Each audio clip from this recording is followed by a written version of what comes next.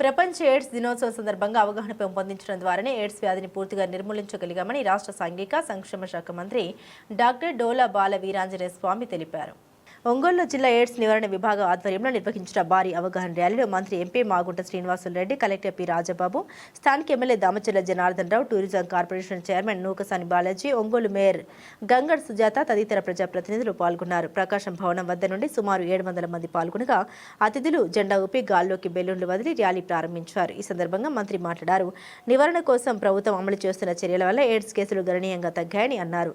సమాజం నుండి ఈ మహమ్మారిని పూర్తిగా నిర్మూలించడానికి ప్రతి ఒక్కరిలోనూ అవగాహన పెంపొందించేలా పలు ప్రత్యేక కార్యక్రమాలు చేపడుతున్నట్టు తెలిపారు.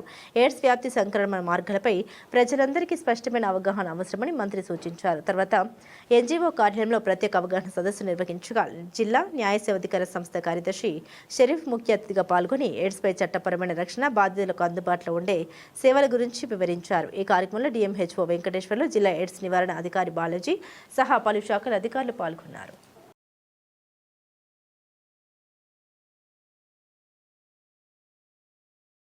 హెచ్ఐవి ఎయిడ్స్ అనేది చాలా ప్రాణాంతకమైన వ్యాధి. ఇది నివారణ అనేది ఒకటే మార్గం. దీనిలో ప్రజలకి అవగాహన కలిగించడం ఒకటే మార్గం. మీరు ఒకసారి కూర్చుంటే పాత రోజుల్లో పులిరాజాకి ఎయిడ్స్ అనేటువంటి దగ్గర నుంచి మొదలుపెట్టి ప్రతి ఒక్కళ్ళు కూడా బహిరంగంగా చర్చించే విధంగా తీసుకురావడం గణనీయంగా ఎయిడ్స్ వ్యాప్తి మనం తగ్గించగలిగాం.